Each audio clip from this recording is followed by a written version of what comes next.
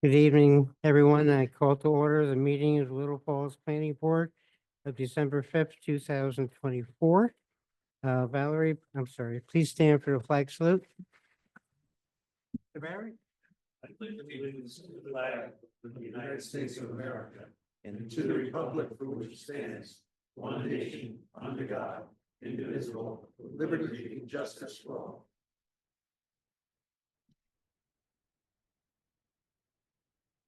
Valerie, please read the statement of public notice.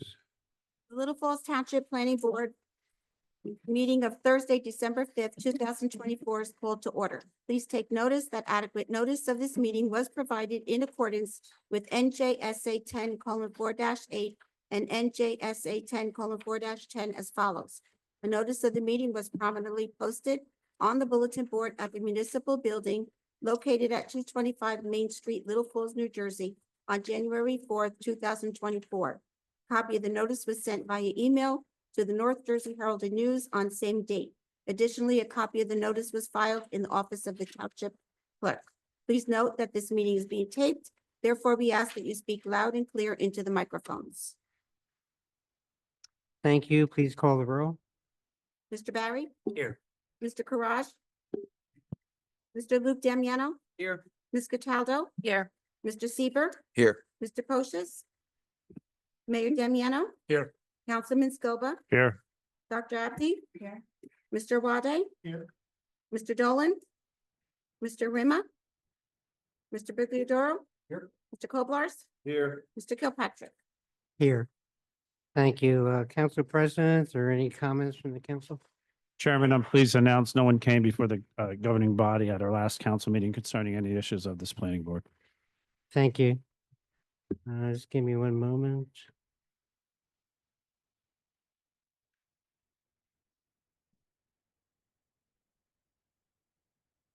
All right, just an announcement, the originally scheduled meeting of the January Planning Board reorganization, what have you, was originally scheduled for January 2nd. That meeting is being moved to Thursday, January 9, in order to have the council have their reorganization meeting prior to us. May I have a motion for the approval of the minutes in November 7th, 2024 meeting? So moved. Second. Please call the roll. Mr. Barry? Yes. Mr. Luke Damiano? Yes. Ms. Cataldo? Yes. Mayor Damiano? Yes. Councilman Scoba? Yes. Dr. Abdi? Yes.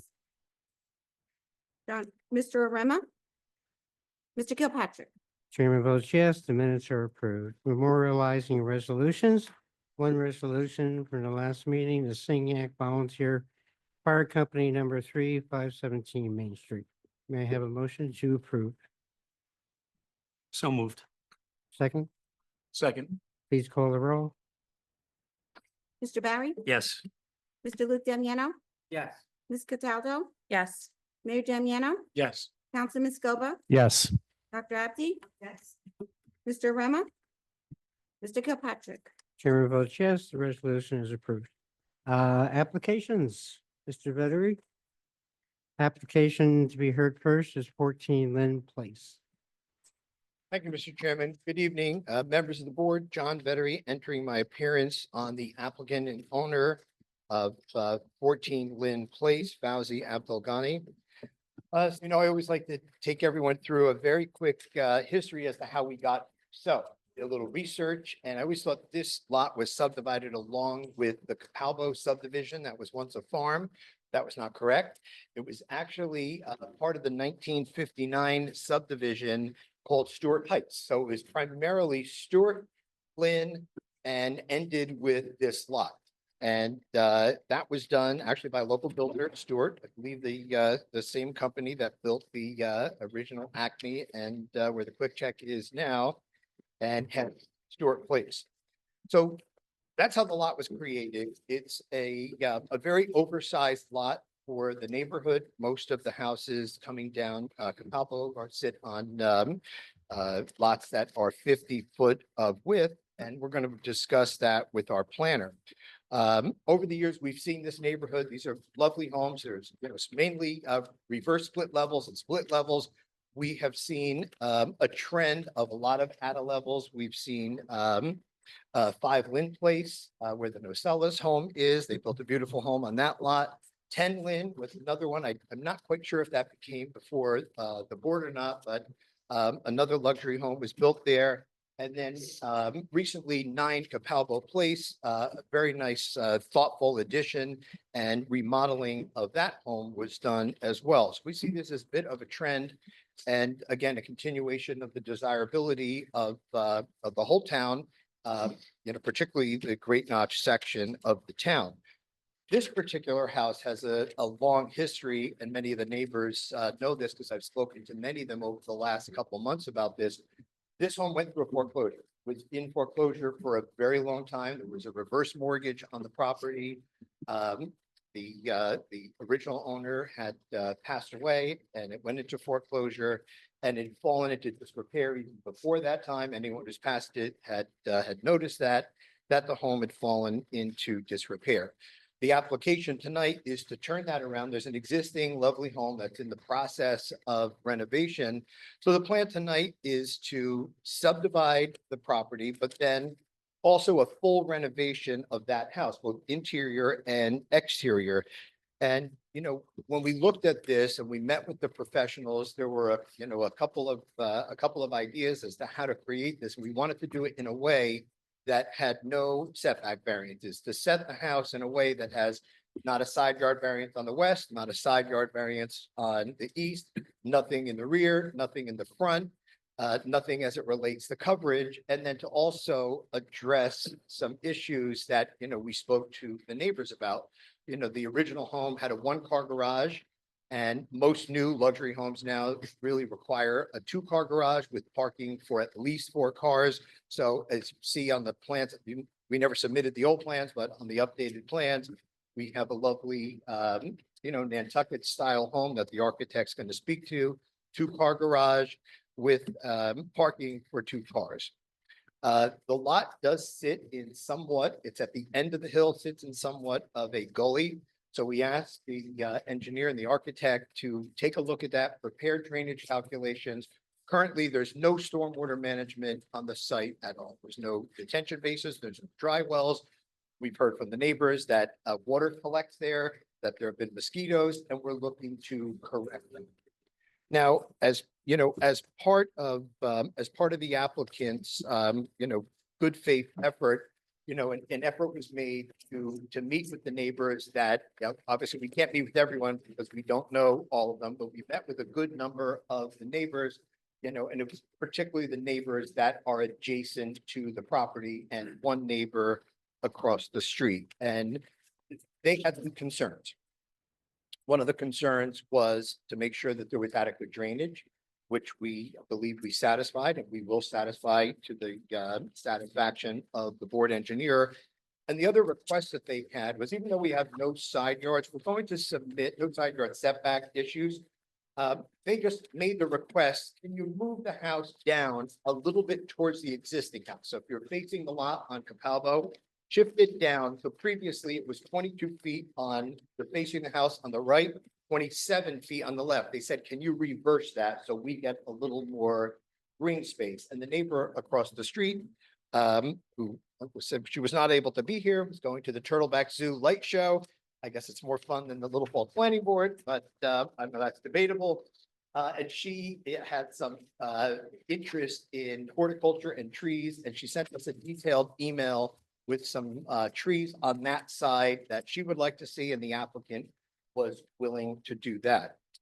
In addition, don't know if I don't see him here, but the Mike DeLucia is 10 Capalbo, and we met with Mike. He is, theoretically the most impacted by this lot. The house on the left is owned by the applicant, and behind it, we didn't have an issue with the new house at 10 Lynn, and we spoke with them as well. But he has a failing retaining wall. And as you see on the plans, there's a need to put in a new retaining wall and make some improvements there. And the applicant has agreed to work with them to rebuild that wall at no charge to him, which would be another improvement. And I detailed some of the back and forth with the neighbors in an email earlier today to Mr. Brigliadoro. This way, it's documented. Some people couldn't be here, and I memorialized everything in that email and copied Mr. Brigliadoro on that. We're going to talk a little bit more about that because in addition to the new proposed home, some of the neighbors had some concerns about the existing home while it's not finished yet. So while the interior work's done, you get into the winter, it's not a time to landscape and put a new driveway in and put Belgian block curbing and all of these things that this applicant has agreed to do. So I wanted to give you, the feedback that we got from the neighbors that, this applicant, and I give them a lot of credit because many applicants don't take the time and effort to talk to everyone. I just think that's the best thing to do. And we had the ability to do that. And I think the plan is much better as a result of that for the adjacent neighbors across the street. And what's planned is a lovely single family home. So our lineup tonight is the architect who prepared the site plan and also prepared the architectural plans, floor plans and elevations. And we have the professional planner from Stonefield Engineering, who's going to show the board that we believe the benefits of this application substantially outweigh any potential detriment. So with that said, I'd like to call up the first witness, our architect who prepared the plans and the site plan, Anwar Al-Khatib. Good evening, everyone. Raise your right hand. You swear from the testimony that you're not to be sworn from the truth, the whole truth, and nothing but the truth. Yes, I do. Spell change, spell your last name. My name is Anwar Al-Khatib. Last name is Alkhatib. ATIB.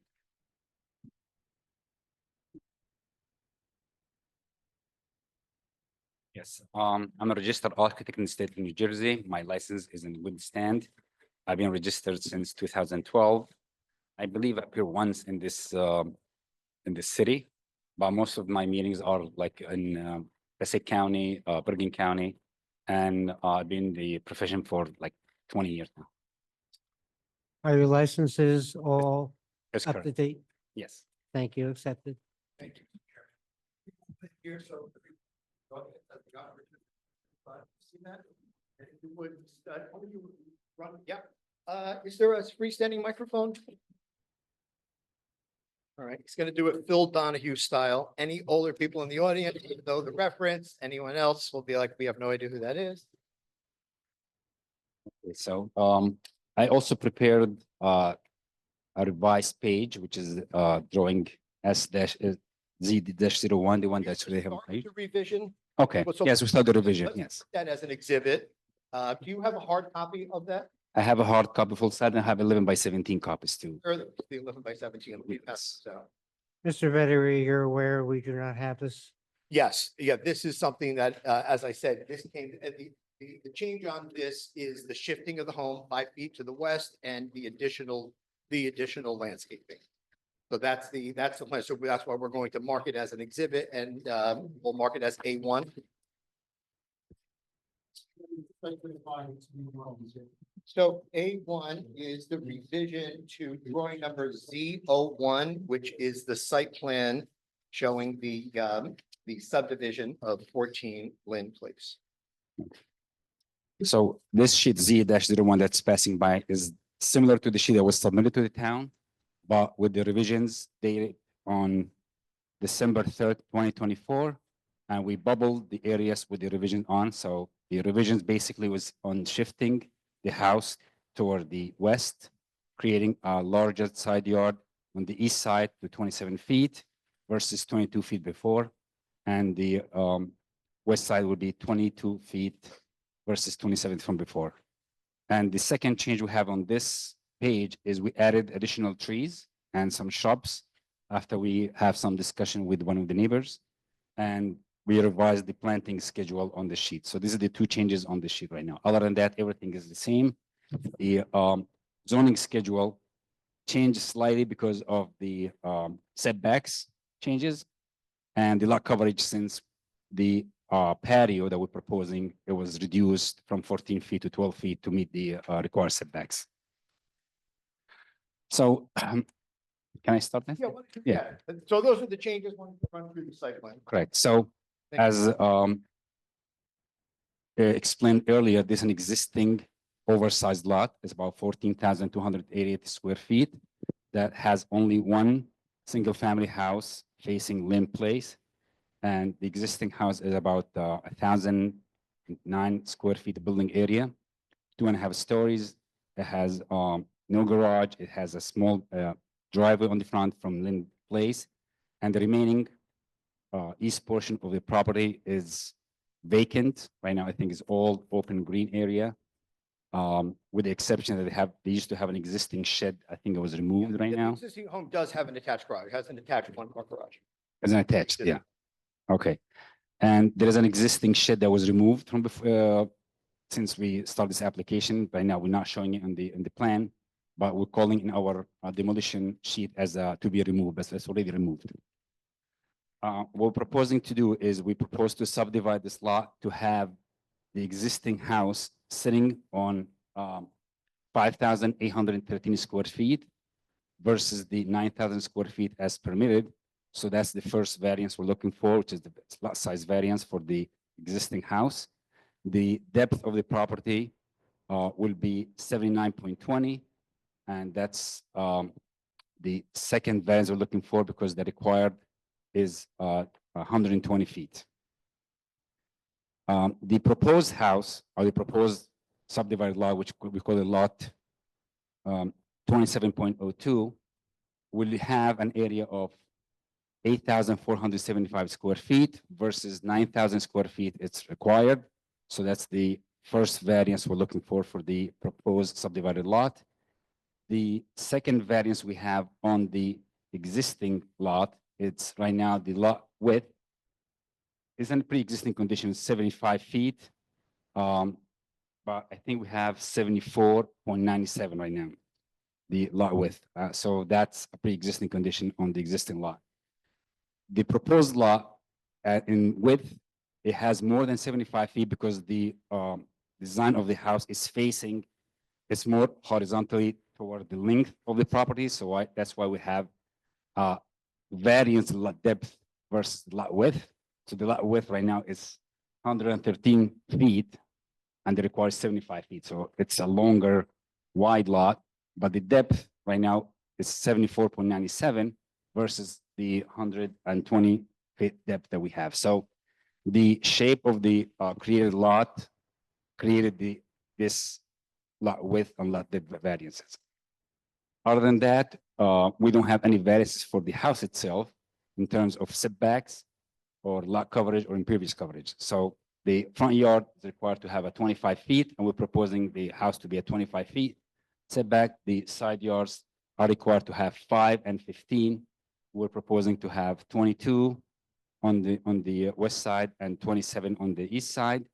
The rear yard is required to be 25 feet. We're keeping 25 feet rear yard, and lot coverage 25% maximum.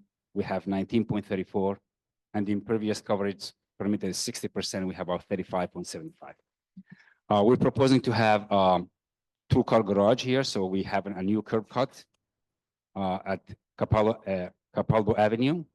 The curb cut will be about 20 feet wide, so it will be a space for 2 cars to enter and park in the driveway. Also, we have a 2-car garage, so that will give us another 2 additional cars. So we'll be housing here about 4 cars for this new single-family house. We're also proposing to have a small patio on the side yard since we don't have space on the backyard. So you can say the west portion of the property will have a patio is about 348 square feet and will be paved with pavers. And the entry of the house will have some walkways, which is just will be a pavers with some steps leading us from the grade level to the first floor. We're proposing here some landscape, and as discussed earlier, we have some reviews with some of the neighbors that have some specific visions on landscape. So we created some trees as a buffer between the east portion of our created property and the neighbors. So we're providing 4 trees there. We have a tree in the corner, and also we're creating some long trees on the west side, creating a buffer between the created lot and the existing lot that we have. And on the frontage of the property about Capalbo Avenue, we're creating some shrubs to give some more appealing look on the house when you enter it. Do you want me to go through the variances also? The planner will go through it one more I time. think you did an adequate job going through the variance, and the planner will speak to that. I would like to, since we're kind of talking about the site plan, before we turn to the elevations, just, I want to run through a couple of items of Mr. Kobelars's report. Yes. Why don't you speak to drainage first? Because that always becomes a concern for the board and for the neighbors. Okay, so the existing property right now has a sloping property from Capalbo Avenue going to the north, creating like some negative drainage to the neighbors there. So we're proposing to have some small retaining walls about 3 feet high, trying to reduce the steep slope on the property to have more positive runoff from our property to our seepage tanks and to our toward the street to Capalbo Avenue. So there is an existing inlet on Capalbo Avenue that is catching most of the street drainage. That will help us also having our driveway with a 2% slope to drain from our property to the catch basin. We have some comments about the grading and retaining walls from the engineering. We didn't resolve these comments yet because I think we got them like this week. So, and also when we move the house a little bit to the south, to the west, we need to redesign some of the grading and some of the retaining walls. But our retaining walls will not be more than 3 feet. And I have some comments from the engineer regarding like the creating some ponds in some locations. So we're trying to create some swales to take all the drainage that we have away from the neighbors, either to Capalbo Avenue or from the building itself through roof layers to the seepage tank they're proposing. So we calculated our detention system for the storm calculations based on the proposing pre-development conditions and the post-development conditions. We created the difference and we prepared or created tanks that will hold the difference on the negative storm runoff because of the new construction. The good thing that will happen, even if we are creating more impervious coverage than before, but controlling the runoff from Capalbo Avenue going toward the north, toward the neighbors and the existing retaining wall will be reduced a lot by creating a more smooth surface, by catching most of the drain in the building and the driveway and directly to the seepage tanks or directly to the existing inlet on the street.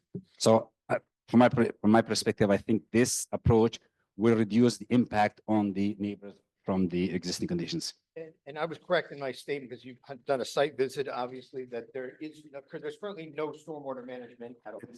That still That loves would be nothing. difficult for a house that was built in 1959, that they wouldn't have that. And it's your opinion that that would be an improvement in terms of controlling water over the existing? That's correct. It will reduce a lot of the negative. It's still we adding runoff, but we're controlling it better because before there was no runoff because it's all grass. But it's the existing condition or the topography from Capalbo Avenue going back to the north was creating some kind of negative drainage. It was like limited, but it was negative in heavy storms. And this would be done in a way that would comply with the stormwater regulation. Correct. Yes, we're following the state regulation for the small developments like this and creating the pre-existing conditions and the post conditions, developed conditions, and create our design a storm tank for the difference. And as I say, we will work with the Alimo engineers to get to the satisfaction of this kind of design. You do lots of work in Paramus and Alimo is in Paramus. Yes. You work to their satisfaction on the single family homes. Yeah, we work with them a lot. Yeah. Yeah. And with respect to the roof leaders, so that will all be connected into the system? That will be all connected to the dry wells. Yes. Okay. The driveway will be pitching out to the street, so most of the water coming from the driveway will go to the existing inlet in the street, but the size of the seepage tanks are designed to cover also the driveway. So it's an over design, although most of the water will go to the existing inlet. Okay, just looking at Mr. Kobelars's report, Mike, you had a question about any easements. We did look at the title search and the only easement is just the typical PSE&G easement, but we can plot that on the plan. It has no impact on the development. And We have But no is there- objection. Is there a reason we don't have a survey? Uh, survey should have been, It isn't. yeah, the survey shown on the left side of the submission. The last submission? I have a copy of the survey on my plan, but this is not the, there's Yeah, a copy on it. so the copy of the survey was just for sake of ease, was put on the site plan, was put on the left side, but we could submit a signed sealed copy. It's the same thing, but we'll submit an individual.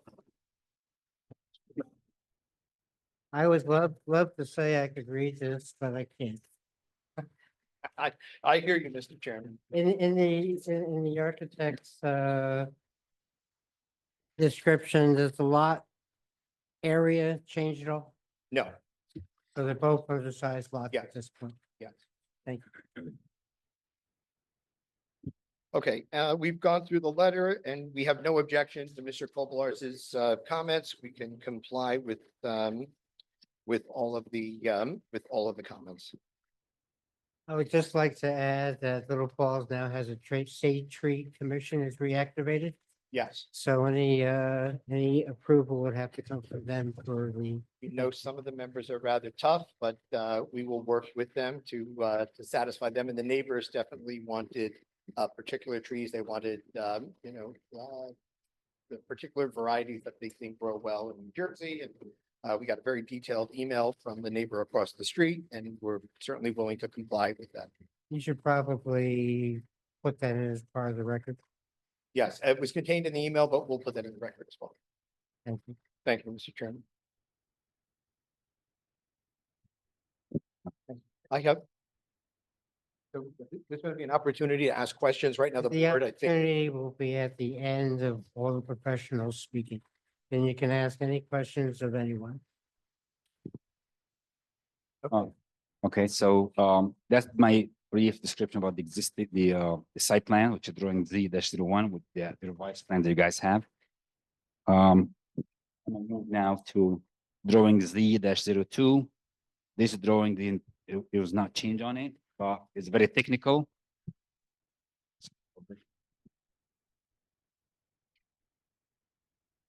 So this drawing shows the storm calculation that we discussed. We will, again, go over this one more time with the borough engineer.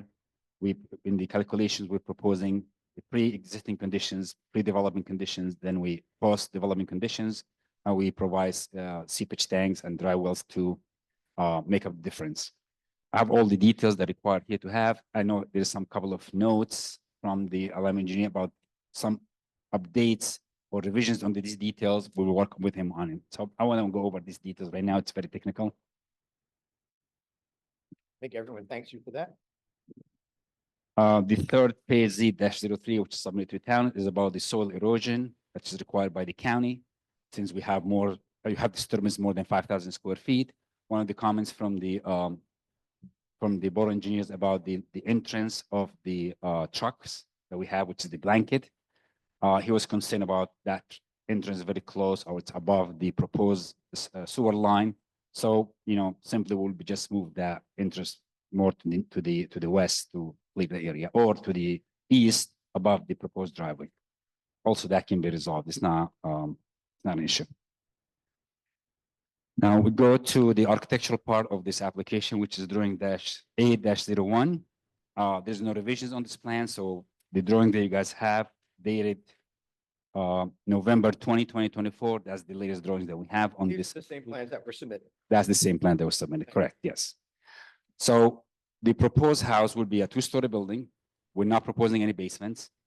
And the building area of each floor will be 1590, 1,509 square feet. And it will be simply, first floor would have a two-car garage facing the driveway on Capabalo.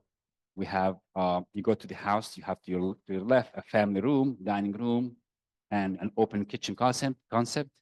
We have a powder room in the area, mud area, then we have a mechanical and a closet. Very small, not big size of plan. Very easy to maneuver, modern look of open spaces. And we have a linear kitchen there. Also, we have an access with a sliding door to the patio on the west side of the property as shown on the site plan. The second floor, you go up to the stairs, an open staircase to the second floor. We have 4 bedrooms. We have the master bedroom or master suite, 20 by 15 master bedroom with a walk-in closet and its own master bathroom. That's all the way to the right of the plan. We have a laundry room. We have a 1 bathroom for the other 3 bedrooms. Then we have another 3 bedrooms with an average about 11 by 12 in dimensions per each bedroom. And an open to below area, and that's it. Then we have an attic space, which is, unfinished, used only for mechanical. Maybe the mechanical unit would be located in that location.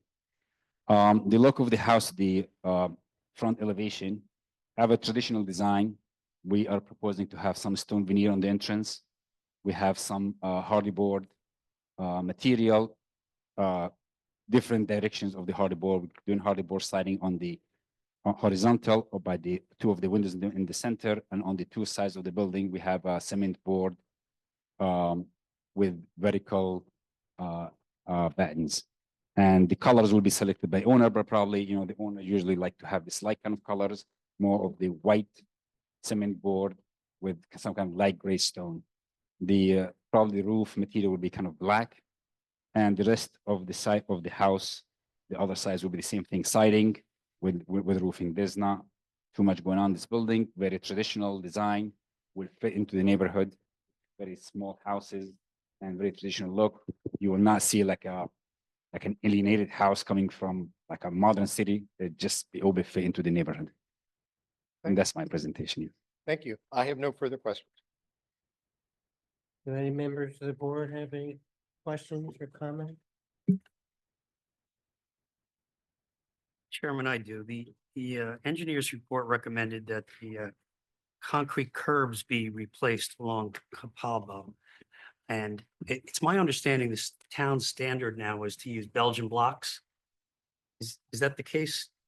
If it is the case, does the Yes. applicant agree?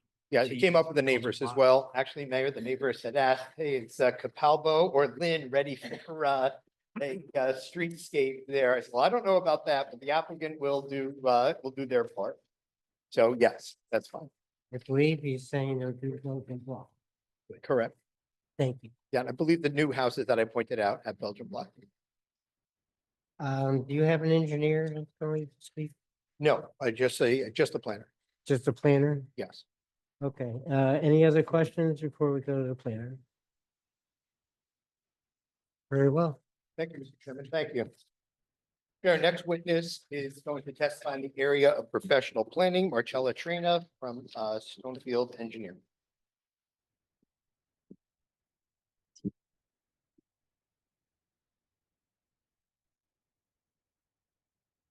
Raise your right.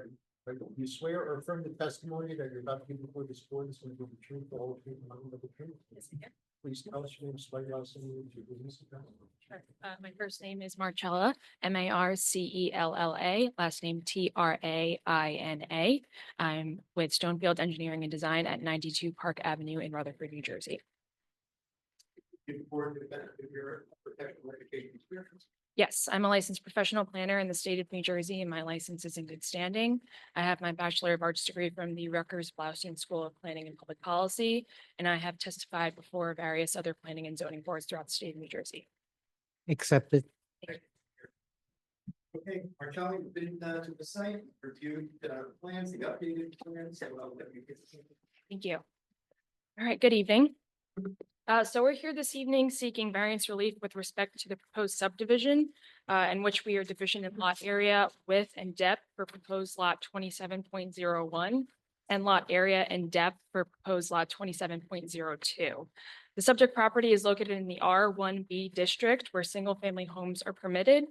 And I'm now going to hand out a photo exhibit that I'd like to mark as exhibit A1. That's what you do too. A2, excuse me.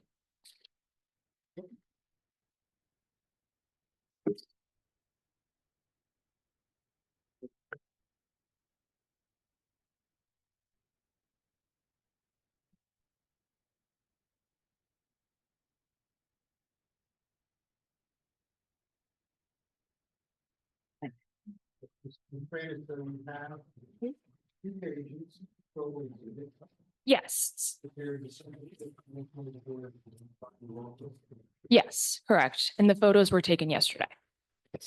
Take photos, I took the photos.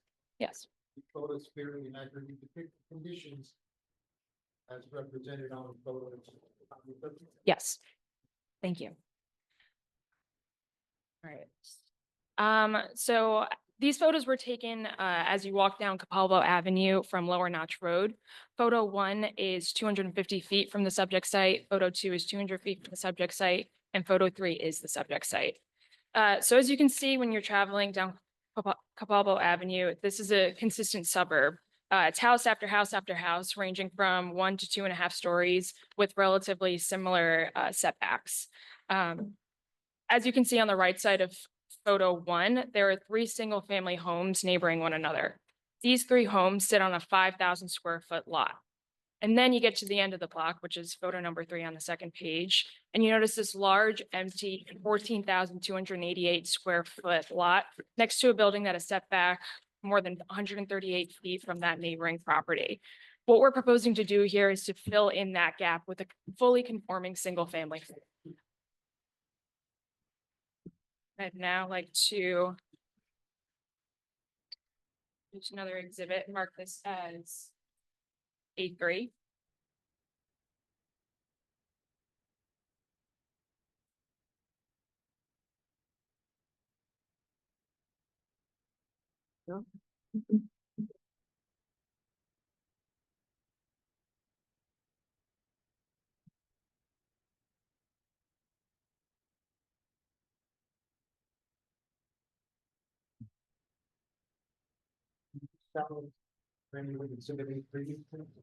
Yes, so Exhibit A3 is an aerial.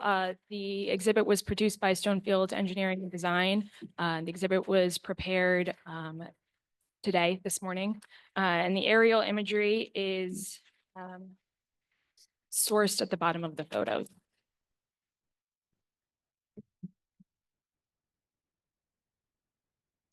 All right, so as you can see here, the subject property is located on the corner of Capalbo Avenue and Lynn Place. Now I'd like to draw your attention to the neighboring lots in this neighborhood. According to historic aerial imagery, these lots and homes were built pre-1966 and all vary in lot size, exhibiting inconsistency with current zoning, as many of these lots are significantly below the minimum requirement. As it exists, the subject lot is 14,288 square feet, whereas the minimum lot area for this zone is 9,000 square feet.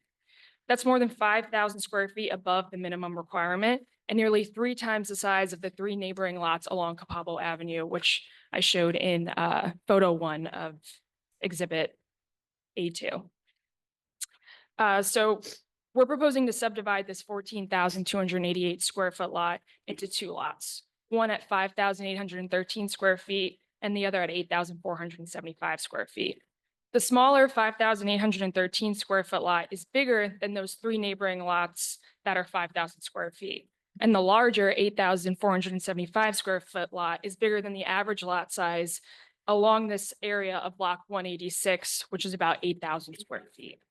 So keep in mind the existing building and the proposed site plan associated with proposed lot 27.02 is 100% compliant in setbacks, building coverage, and impervious coverage, as well as building height. So as you can, Can I interrupt you a minute? Sure. You're saying 5,000 feet is the accepted, I'm saying 9,000 square feet, I'm confused. right. So the minimum required lot size for this zone is 9,000 square feet. The 3 neighboring lots that you can see in photo 1 of the exhibit that I had shared, those are all 5,000 square foot lots, those 3 homes that you can see there.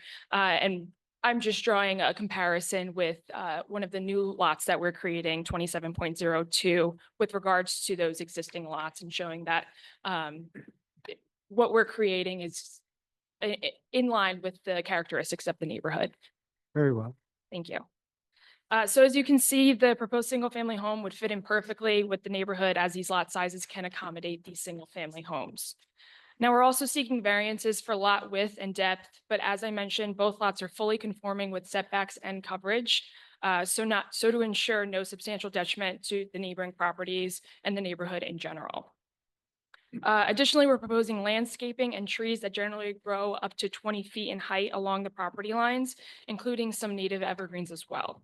And the proposed dwelling will have adequate parking consistent with the existing neighborhood. After examining the 2024 master plan, a land use goal is to maintain, preserve, and enhance the existing established residential character of Little Falls neighborhoods.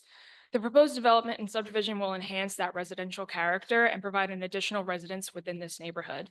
Aside from the deviations in lot size and dimensions, the project is compliant. No other variances are triggered, and the proposed single-family home aligns with all setbacks and coverage requirements despite the deviations from the lot size. Because this is a permitted use and proposed lots are generally similar to surroundings in the neighborhood, no substantial detriment is anticipated. So in sum, I believe the C2 benefits versus detriments criteria of the statute, which means that the benefits of the entire project as a whole on the community substantially outweigh any potential detriments. Maintaining and constructing high quality and updated homes aligns with the master plan and zone plan. The proposed subdivision does not create any new bulk variances on the existing property or the proposed dwelling. And the proposed single family home will fill in that missing gap in the suburb while maintaining nearly double the minimum required setbacks, so to remain consistent with that neighborhood, ultimately meeting MLUL Purpose I, which is to promote a desirable visual environment through creative development techniques and good civic design and arrangement. Thank you. Now, if the board has any questions? Yeah, good job. Good. Any questions from the board member? Chairman, I think this is our first applicant that comes with our new master plan. Is that correct? That is true.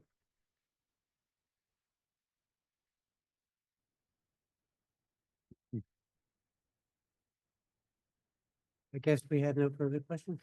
No further questions? Thank you. Anyone else? No further witnesses? May I have a motion to open up the meeting to the public? So moved.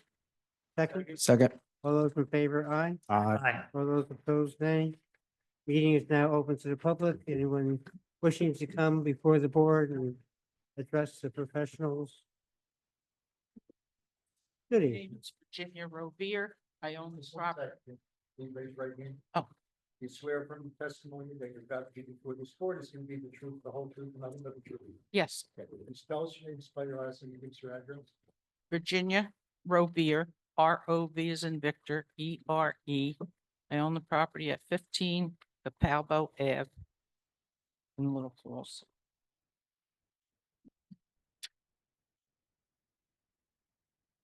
Anything else? Floor is yours. Okay, Can you just tell me exactly where your home is located? across the street from the. Directly proposed- across the street from where the new house will be built on Well, Capava?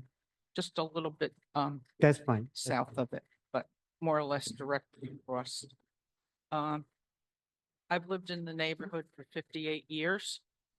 Other than the neighbors at 17 Capalbo Ave, I believe I'm the second longest resident on the street. Everybody that was spoken to are newer neighbors there. They don't know the history of this area and the property. My concerns have the setback and rear yard setback rules changed. I believe at one time it had to be 50 feet rear yard. We're listening. We're not commenting. Oh, You can ask our attorney or John. years ago, I've been practicing the setback in your would be almost. Correct. okay, well, I'm going back 50 some years and it was 50. Properties 11, 9, 11, and 15 Cowboy Ave are all 50 by 200. My property ends at 206 feet. I believe 11 is the same and 9 might just be 200 feet. 17 Capalba Web is 75 by 205, so those properties have been that way since we've been there. The original plan show a 10-foot side yard. They have been changed. Okay. The driveway will be closer to 14 Lynn Place. Mr. Veteran? Yes, yeah, The driveway will be down here. look at, see them on the screen. If you look at the plan, the driveway will be shifted 5 feet from the original plan. So previously we had a 22-foot setback on that side. Now we have a 27-foot setback.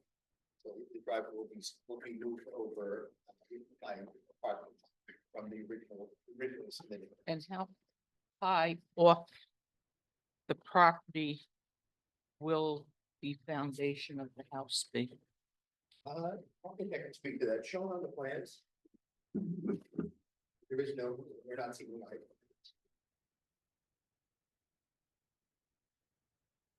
s-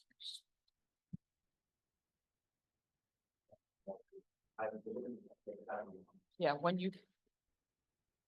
There'll be no basement. In other words, you're just gonna come to this. There's no basement. So you pull in and it'll be ground level, everything will be ground level. Sorry, yeah, the garage will be a ground level, but the first floor will be raised by, you can say, about 3 feet from the grade, the first floor. So the garage itself is level with the driveway. The driveway going closer to the Lucia's property. Which is 10 Macau, so. Last house on the. Yes, right, so no, it will be 5 feet over, that is one of the, one of the things that. In other the words, neighbors want to- The driveway is gonna be up here. Are you asking about this Yeah, property here? Oh, like in the middle? That's a steep grade. I know water collects in that lot. Yes, that's why we're trying to reduce the steep grade, to make it more flat and create some retaining walls and create some positive drainage to have most of the water collected in our detention system and some other water coming to the driveway, go to the existing inlet on the street. So we're trying to make it a little bit flatter than it is right now by building about like 3-foot retaining walls around the property. So there'll be drainage put in there. Yes. No, is they storm drains come like tanks underground, and they will collect the water for a certain time and then seep itself slowly down there with time. Okay. How high is that? Big from the ground up? So the house is about, from the average grade, you can say is about 20. Right now it's measured per the ordinance 27.6, but actual height about like 30 feet. And the width? No, the ordinance give the average height of the house, but the actual height is a little bit higher because the average height is taken from the highest point of the roof ridge to the, you can say to the fascia. So right now it's measured 27.6. We have probably additional 3 feet extra, so about like 30 feet total. If you want to measure it from the width, we have 64 feet at the longest width of Capabalo Avenue, and the depth of it will be about 25 feet. Yeah. It's wider than deeper because of the nature of the property. Biggest house. Wide. Mhm. Most of them on one side is,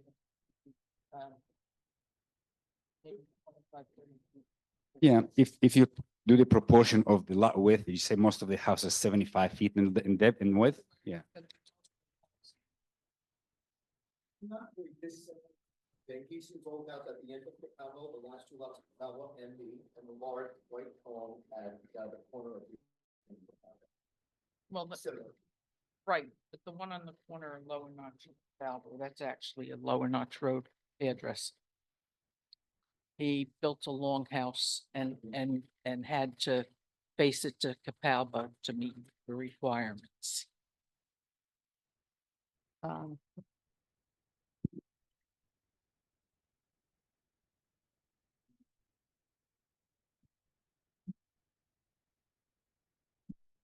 It's going to create more traffic naturally if it can hold up to 4 cars, 2 in the driveway and 2 in the garage.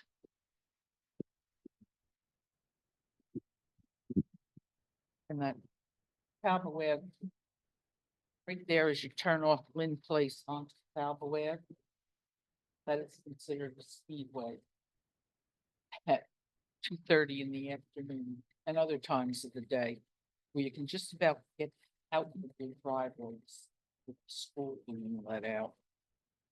So I hope the people are aware that it's gonna be difficult getting in and out of their driveway.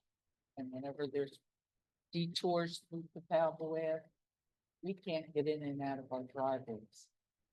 We have to have somebody standing out in the street to stop the traffic. Let us, as residents of the street, get in and out. And I had asked years ago, for shotgun up on Lynn and Alpha to kind of alleviate that, but it didn't happen. How long will it take to construct this property, and where are the vehicles involved in the construction going to park? Because Calva Web is not a wide street. Right, yeah. So as you see, the property by itself is about 113 feet long. So usually when this kind of construction, what you do, we just stage the construction. We put half of the property for, the trucks to park there, any kind of dirt, and the other portion to construct the building itself. So the house itself, we have 22 feet side yard and 27 feet side on the other way. So any trucks can easily park there and stage all the construction. Usually these kind of houses take about like 6 to 8 months to construct. Property, but if you get on and off that property. Problem is it's going to be town. It has to be met, of course, with the local or police to see how they can work it out. Well, Recently, someone had repairs made on the house. Construction workers dump their supplies and park their trucks on the street. It's difficult for residents to get up and down the street. of course, that's not right. No, because people park on the odd number side of the street, and they were parking on the even number side of the street. And it didn't get around.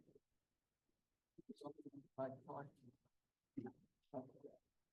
That's another concern about construction going on. How is it going to happen? When time comes, we will have to have a plan of construction. We will review with the building department. They will have some regulations they have to follow. And, my client, he being a builder, built a lot of houses. So probably he will be very careful in this. All right, thank you.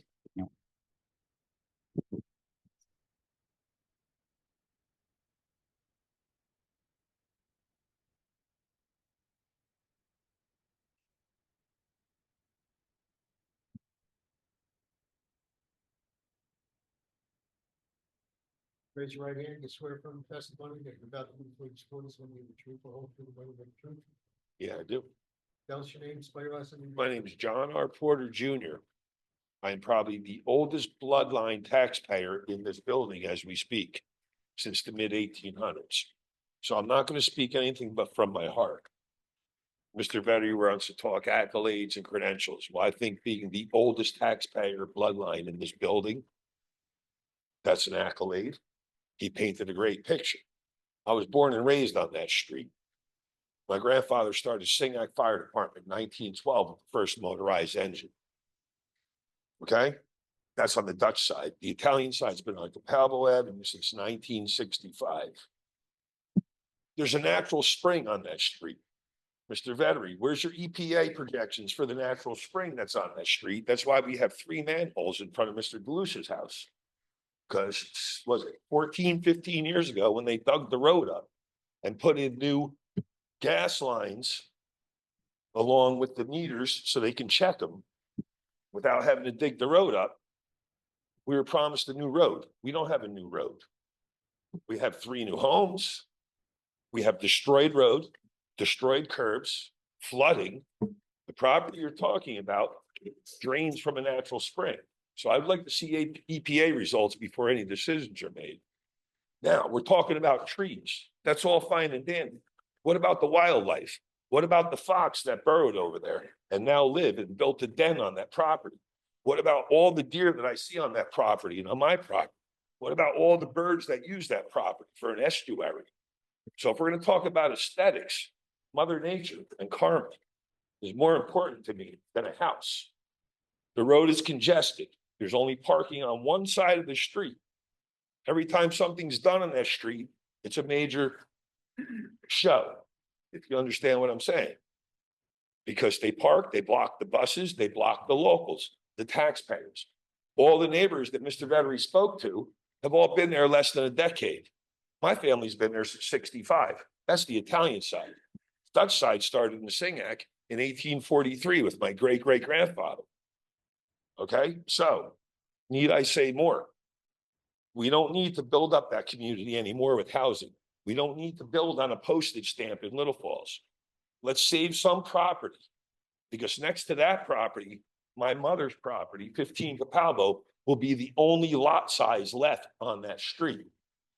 He also mentioned that it was Stewart's. It started as Deep Adobos. Deep Adobos owned that property long before the Capalbos. When I was born October 1st, 1970. I went home to 63 Lower Notch Road. That was Capalbo Park. Okay, so I'm speaking from experience. I'm speaking from my heart. I love that neighborhood. We don't need to grow it. The man's house that was foreclosed on was my best friend, who got struck by a vehicle, had a brain injury, then fell in his garage, and then was taken away. I never saw him again.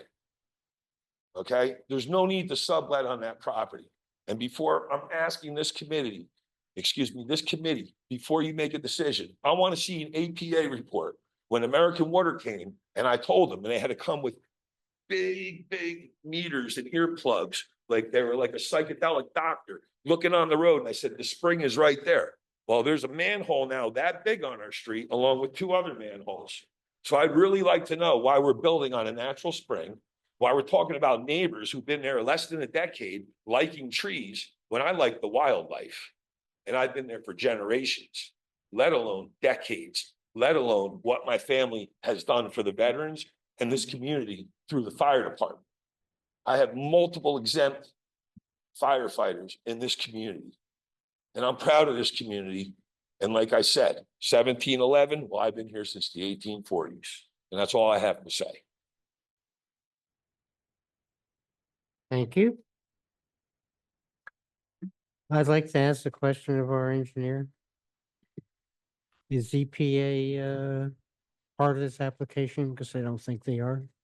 No, they're not. Thank you. Mr. Veteran? Yeah, no, Well, first, does anyone else from the public wish to come and address the board? May I have a motion to close the meeting to the public? So moved. Second, Second. all those in favor? Aye. Aye. All those opposed?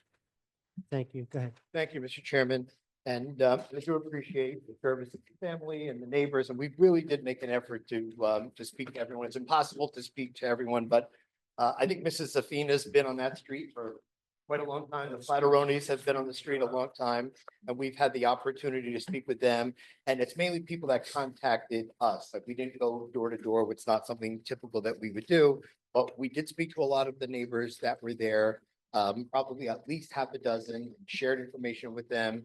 And, had the neighbors that are here tonight been with us, I'm not sure we would have been able to allay their concerns, but we believe that this lot works in this neighborhood.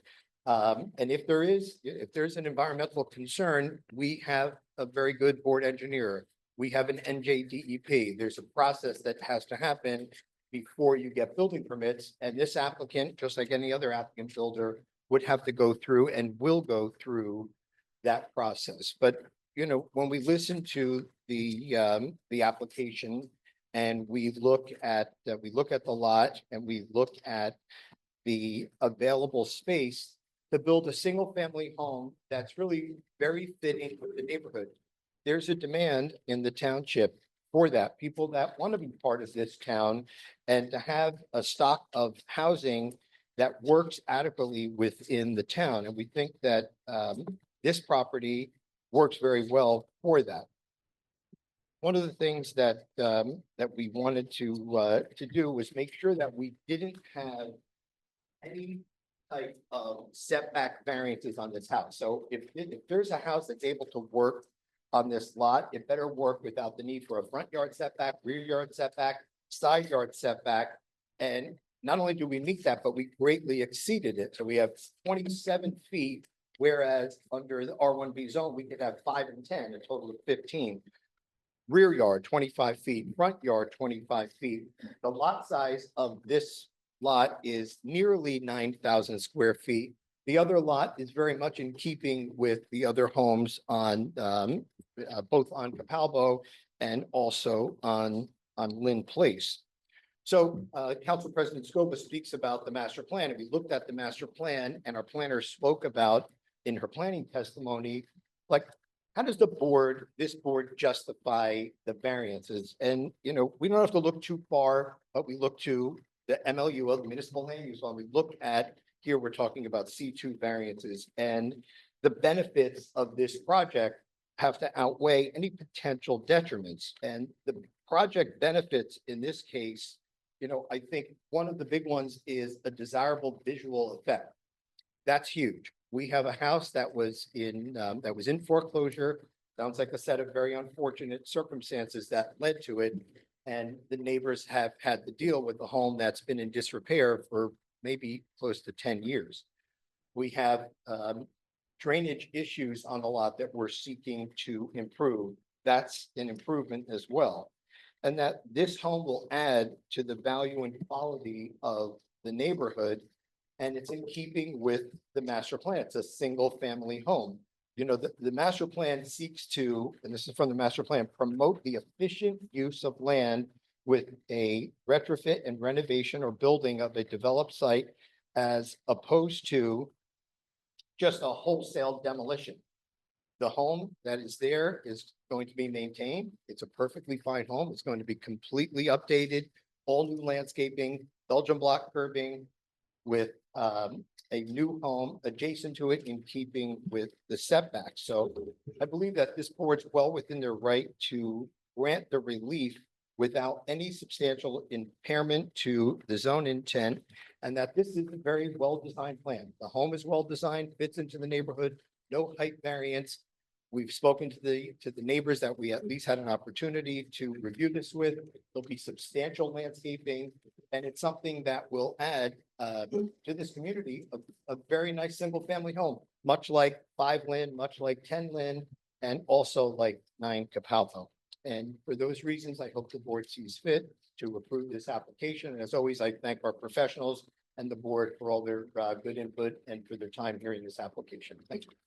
Mr. Vetter, you sent an email to our building official, myself, our attorney and our engineer at 3:12 timestamp this afternoon. Yes, And everything in there is fine, but would you like to read that into the record? certainly, Mr. Chairman. I have it here if you want. No, I think I actually have this. I had a feeling you might ask for me to You do did. that. Okay, so this is memorializing the items that came out as a result of conversations with the board professionals as well as the neighbors. So the applicant has agreed, this is on the new lot, to shift the property towards Lynn Place in the west direction by 5 feet.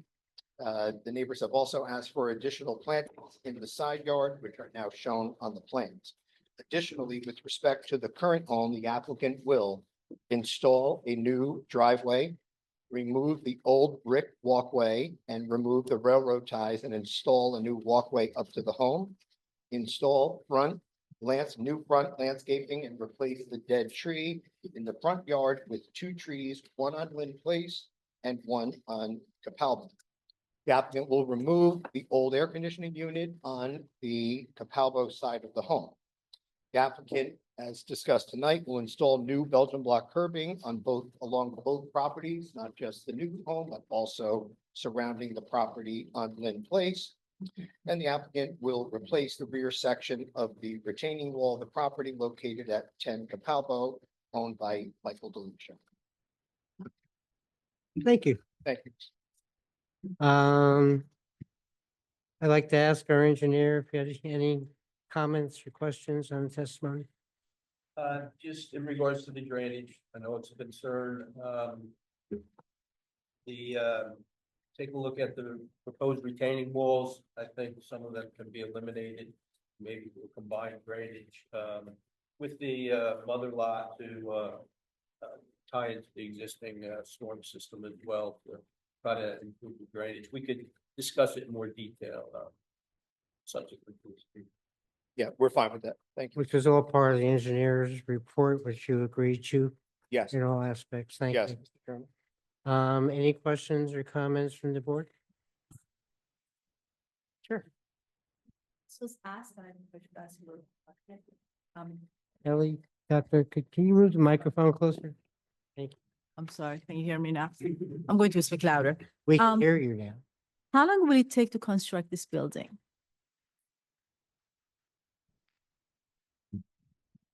The contractor, but typically these kind of houses go to 6 to 8 months construction, if the funds are there.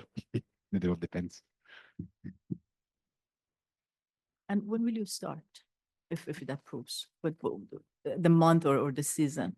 I believe if we get the approval, we need some time to do construction documents, so maybe I'm We thinking have it's to go to Hudson Essex Passaic, we have to right. go to Passaic County Planning. This would have to be memorialized, I would expect by March 1st. But Yeah, it's by month, yeah. spring, beginning of spring. Any further questions or comments to the board? I do, Chairman. I have a question with regard to the natural spring. Mr. Kohler, is this something that you could look into to confirm that it is not creating additional water or runoff to this property that would require additional engineering? Sure, we could look into that. Wasn't aware of it prior to this meeting, but, have to follow up on that.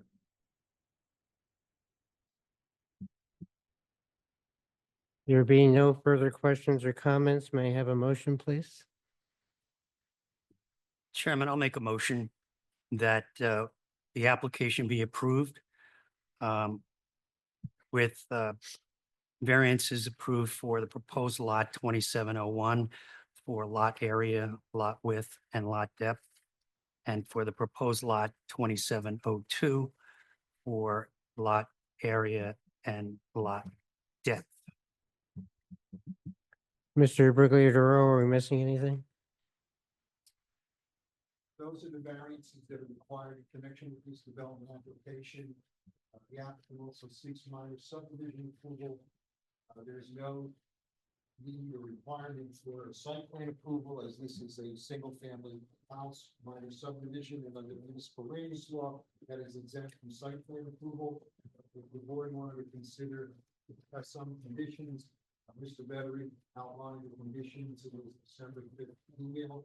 So all of those I would indicate should be the conditions of the approval. In addition to that, the applicant indicated that they would provide a survey to our board engineer. The applicant would be required to perfect the minor subdivision within 190 days of the resolution being adopted, where the applicant would have to seek the extension of time to perfect the minor subdivision, issue something to the tax assessor, confirming the lot numbers. The applicant will comply with the Shade Tree Commission, whatever requirements they have. Stormwater will be subject to the approval of our board engineer. The future will connect to the dry well system. Belgian block curbing along the property frontage for both in place and Calvo. The applicant is required to obtain all outside agency approval, which is indicated by Mr. Vettery. Hudson Pacific Soil Conservation District, Pacific County Planning Board, any other agency that's exercises jurisdiction over this matter. Thank you. Do I already have a second? May I have a second, please? I'm sorry? May I have a second, please? I'll second. Please poll the board. Mr. Barry, Yes. Mr. Luke Demiano, Yes. Ms. Cataldo, Yes. Mr. Seaver, Yes. Mayor Damiano, Yeah. Councilman Scoba, Yes. Dr. Abdi, Yes. Mr. Wade, Excuse me? Okay, Mr. Kilpatrick. Chairman votes yes, the application is approved. Thank you. Thank you. Thank you very much. And thank you for all your comments tonight. They're very educational.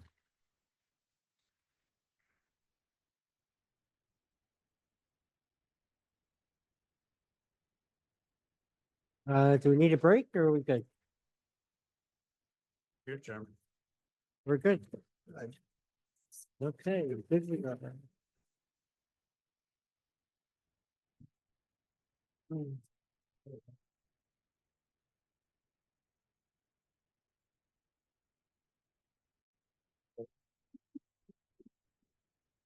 Nice.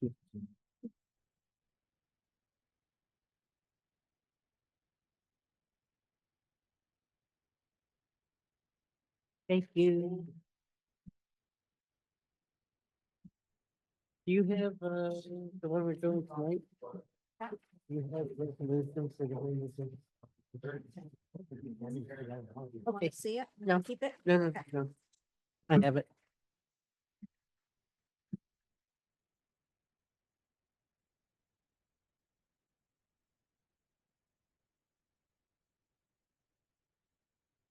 Uh-oh.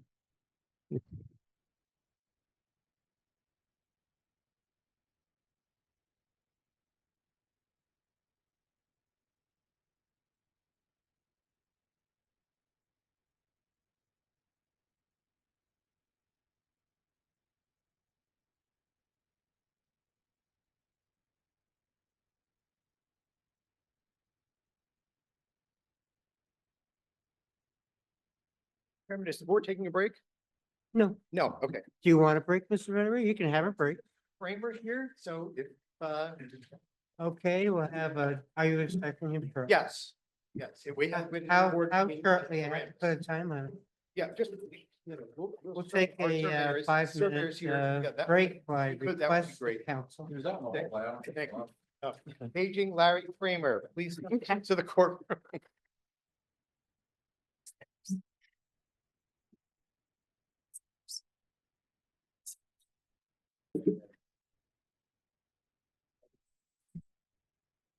What is it? Recording in progress.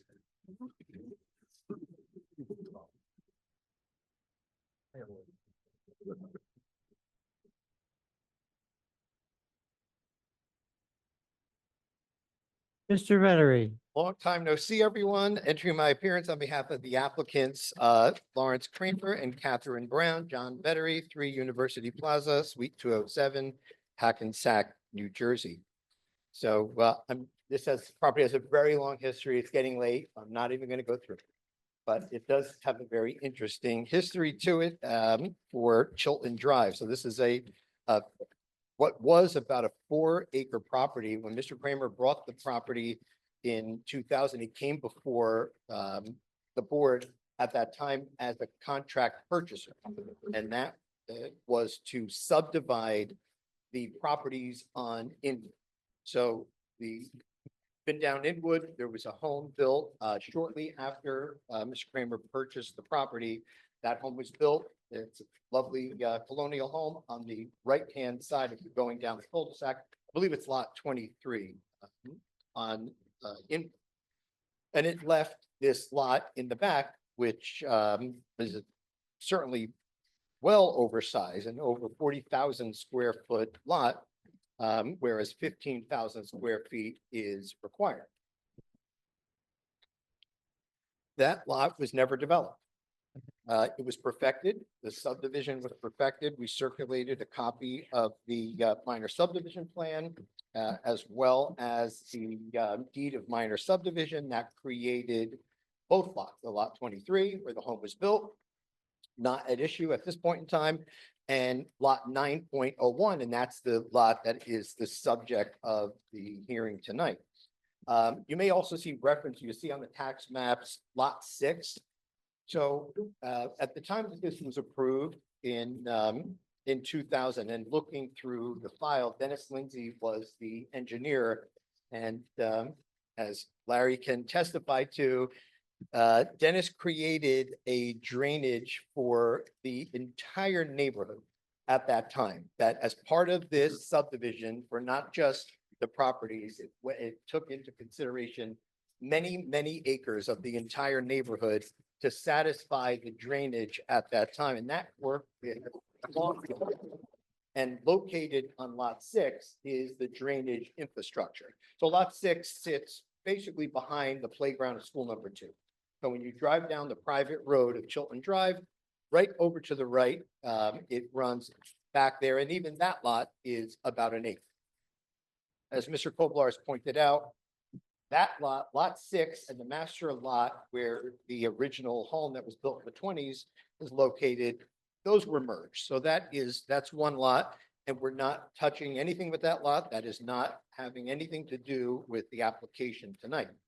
So the question is, why are we here tonight? We have a lot. It was subdivided in 2000. It was perfected, and it's a very big lot, much bigger than any of these other lots. And someone could build a very big home within the setbacks. This is the Kramer's backyard that they cherish. There are magnificent trees back there. I've had the opportunity to walk back there with George Anderson as our survey. His daughter Lori here is tonight to testify. And the idea was to keep it more in keeping, still a very generous lot, but more in keeping with the homes on Inwood, and to reclaim that property as part of the master lot. So what we're seeking to do is to reduce the lot from its current 48,000 square feet, 1 point something acres, down to 19,563 feet, still well in excess, thousands of square feet greater than the 15,000 that's required. We have one variance, which is a variance for lot width of 84.18 feet, whereas 100 feet is required. We are not seeking any other variances.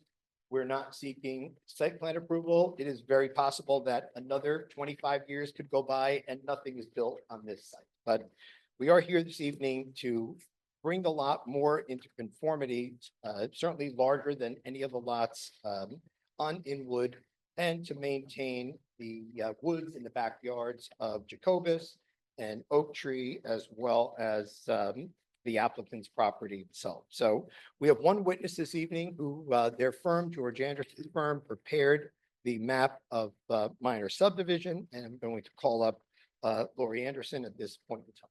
Just to clarify, this is not a site plan as advertised, it's strictly a, Yeah, that must have been, if it was on there, that was in there. It's a single family lot, so we wouldn't have a site plan here anyway. But the point is, we're not showing a home because there's no intention at this time to build a home. This is simply a lot line adjustment, minor subdivision of the lot that was rightfully created back in 2000. You're not creating any additional lots. There are 2 lots now, and you're still gonna have 2 lots. Good point of clarification. Right. We had one lot from 2000. We're just changing the line, keeping it one single family lot.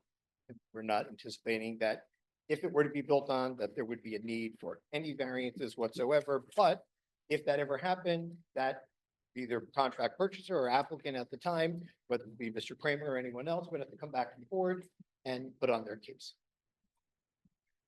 Okay, Lori.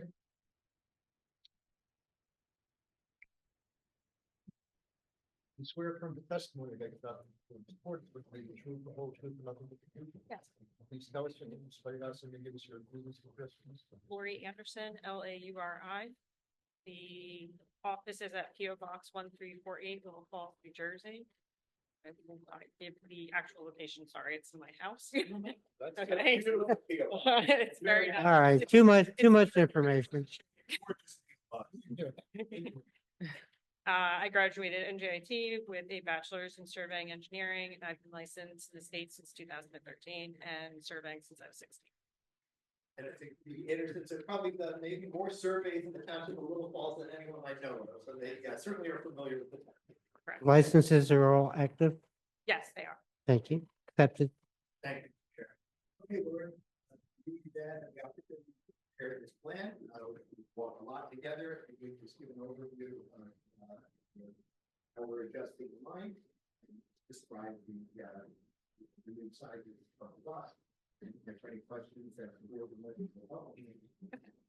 So the existing lot currently is larger than what we're proposing. We're hoping to keep some green area and limit the new lot space and building that would potentially be there if anybody ever bought the lot. The only variance that Mr. Veddery said is the width on the proposed lot. Excuse my weird lot numbers. Obviously, the tax assessor if approved would have to provide new lot numbers and eventually a building or street number for any potential building.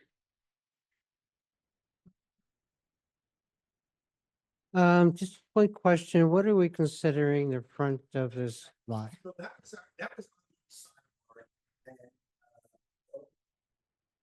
I was considering this, and I believe one engineers in agreement that there is a proposed easement. This is on your plans that comes through the lot, and we have this area here in the front where it's 86, approximately 86 feet.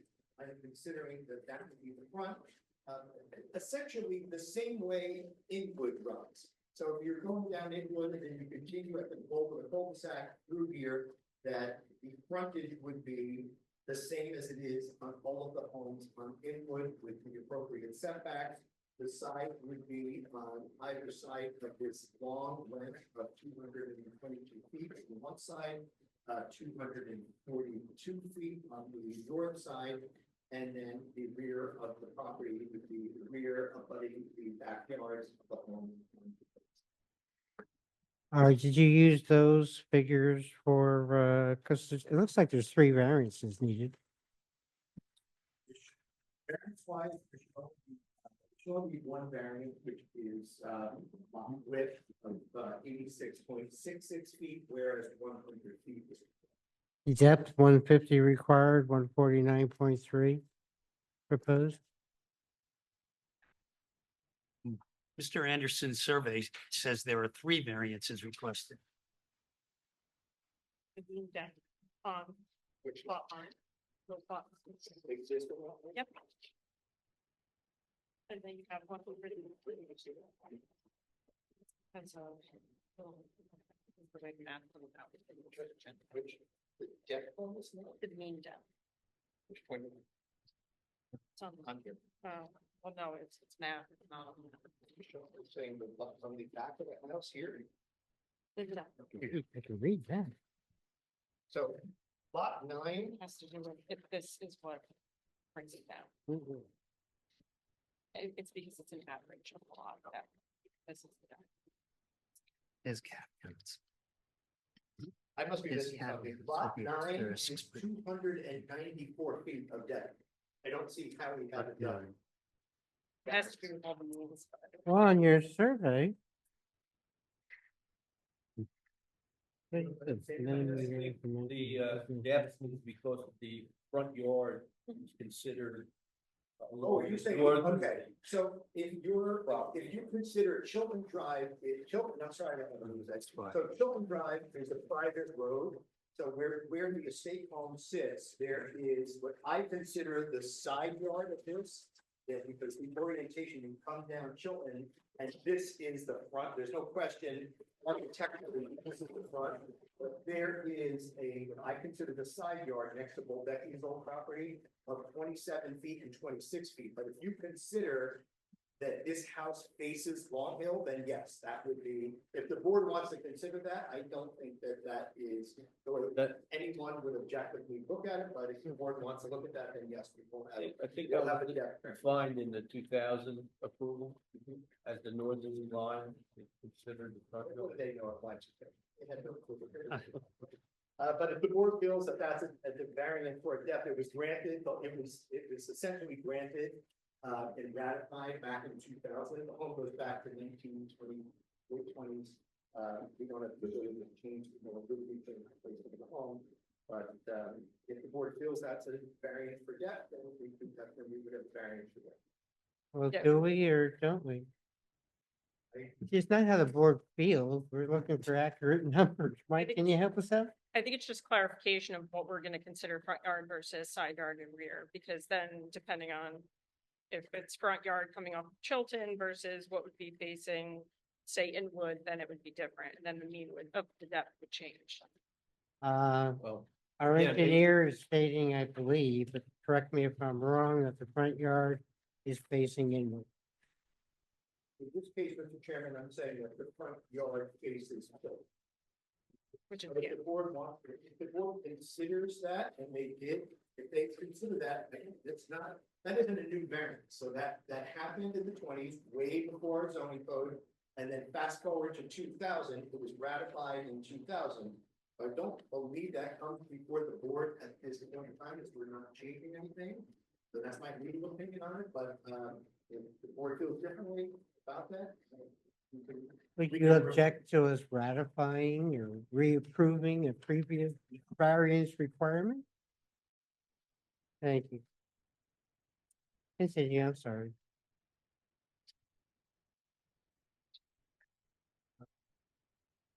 you have one, we have two, that's it, just the depth, and then once it's clarified, what's the street for front Right. versus rear, so then you would figure out the mean depth.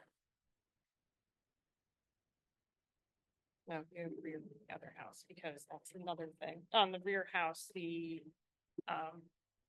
minimum yard setback currently, because we don't have a clear picture on what's rear versus front, is currently listed as needing a variance, but I think once it's cleared up what's front versus rear, we can rectify that.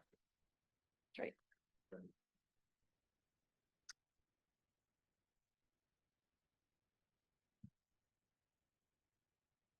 We're kind of in limbo. Because if I we think what- approve this application, we have to Mr. approve. Chairman, I think we're overthinking this. This is a home that was placed there in the late 1920s. We're not proposing any change. This application is just having to do with lot 9.01.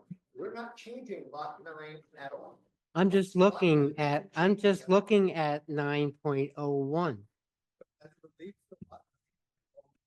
There's only one there's variance, only There's one. only one there. Which is, the width. 86.66 feet, whereas 100. thank you. 84.18. No, I found it. width has to be taken behind. Oh, right, so at the zoning setback, it's 80. Yeah. So I believe that's the only variance, but I think we're talking semantics. If the board wants us to add to that, we can. I'm not sure I followed you in that last comment. Joe. Well, I think there's no substance to, we asked for that. The house we're not changing anything. The house has been there for about 100 years. We're not questioning that. We're only questioning new lot, proposed lot 9.01. Right, so If the board is to approve this tonight, they need an exact figure to pass a variance on. That's the only question. Correct. Correct. That's no further questions. Any questions or comments of the board? Michael, how do you feel? Well, proposed lot, as I indicated in my report, since the access now from Inwood Drive is being incorporated into the existing mother lot, that is now landlocked parcel. I believe was easement and access easement proposed to provide access to the new lot. The only other point I'd like to bring up as part of the 2000 approval was, I think the intent of where the home was going to be proposed on that original lot. It was intended to be as far away from the existing home as possible at the end of Inwood Drive.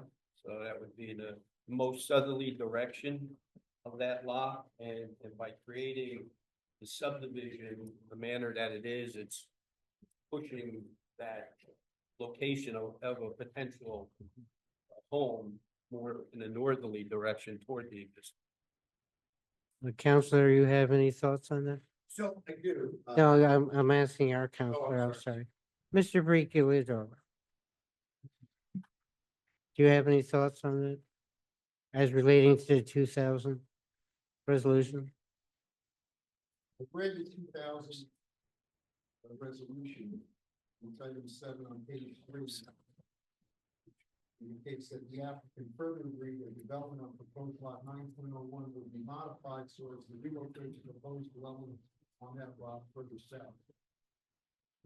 The agreed purpose is to provide a greater buffer between that new dwelling and the neighbor to the north, located on tax lots 24 and 25 of block 170. It says, in addition, the applicant further agreed to provide additional plantings to propose new dwelling in the neighbor to the north, with relocate the proposed sewer connection from the northern side of the proposed dwelling so that the root systems of the proposed new plantings will run into areas of sewer. So I think the board should be mindful of that condition.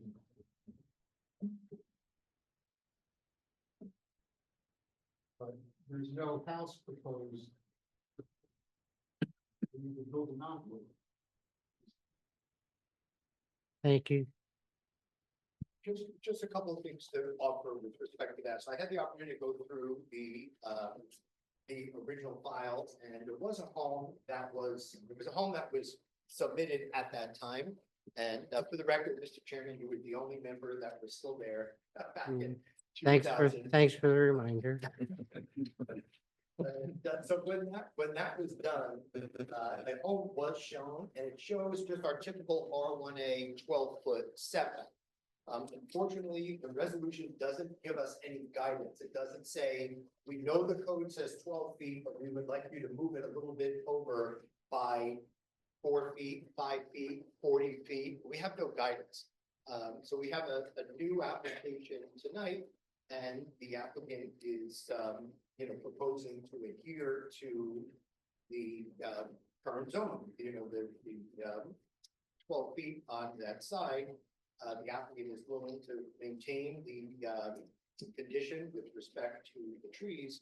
And we had the opportunity to obtain the survey of the neighboring property that was the subject of this property, this property, the survey that was prepared by Rich Hingos, which I can submit as exhibit A1, and there is as much as 28 feet on the one side and 19.07 feet on that side. So what I thought might be appropriate here, so we could actually put a number on it, would be, to take the average, maybe take, 25 feet, that we know we can do 12, let's more than double that. So we could at least quantify what we're talking about. So, Tom, I don't know if that satisfies your concerns, but it's double what would be required in the area. And it's the same that you have on your lot. So I thought that was an even-handed way to submit that as exhibit A1. Yeah, there's not going to be Can we address through the chair, please? Thank you. Okay. So, Mr. Chairman, the member of the public did want to get up and ask a question. Okay, so you have no further professionals to present? No, we have no further professionals. Let me just, one moment, let me just add to that. We had, reviewed the comments of Mr. Kobelar's. We don't have an objection. The drainage work has long been done. It's a very adequate system, and that was put in many years ago. And the purpose of it at that time that Mr. Lindsay wanted to have done was that it be done before Lot 23 was built, and it anticipated the development of one home at lot 9.01, the lot that was built, and also the existing home, because because it was built in the twenties, had no stormwater management there at all, and now it has plenty. One additional thought, this is an R1A zone, so a home, should it be built there, would be a single family home. Correct. Yep. Yeah. One single family home was proposed in 2000, and one single family home is proposed this evening. Thank you. Before I open up the meeting to the public, any comments or questions from board members? Can we add that as a stipulation that that's all that can be built on that lot? I don't see why not. You're talking about lot 9.01. Yes. The newly configured 9.01. Yeah, we would, I mean, I suppose we could, I don't think there would be a need to, that's what the zone is. So if Mr. Kramer decided to sell the lot to someone who said, I want to build townhouses here, they would have to come before the board and be told no. So it is a single family zone. I'm sure we need to include that in there, because that's the underlying zone. It is, if that you can only build a single family home. Okay, that confirms all the previous conversations I had on that, so we'll just continue. Thank you. Any additional questions, comments? May I have a motion to open up the meeting to the public? So moved. Second, Second. all those in favor? Aye. All those opposed? Nay. The meeting is open up to the public. Anyone wishing to address the board and comment or ask questions, please do so now. Was aware from your testimony about the dispute support is going to be the truth, the whole truth, and nothing but the truth. I did. Thank you. Okay, so I have to apologize. It's just a blue collar worker and I'm more confused than a high school kid his first day of calculus listening to us. But I'm also the person who's gonna have a house locked into that. I need to look at. And right now, I've got, Larry's, who's a friend of mine, by the way, very nice man. Beautiful property in the backyard, all of his, and he certainly has a right to do what he wants to do there, and I understand that. But I would like it also to conform in such a manner as to not be offensive to me and to the neighbors. And that's what my hopes are here, because I truly believe you own the land, you get to do what you want. But let's be kind to everyone. So there are a couple of things I would like to question. One, that's totally got me confused, is this landlocked issue that that Michael started to explain to me and Richard started to explain to me, but we kind of had a sidebar when we shouldn't have. So I think I just want to understand that a little better and tell me what the town stipulations are in regards to landlocked properties and how that was affecting this entire operation.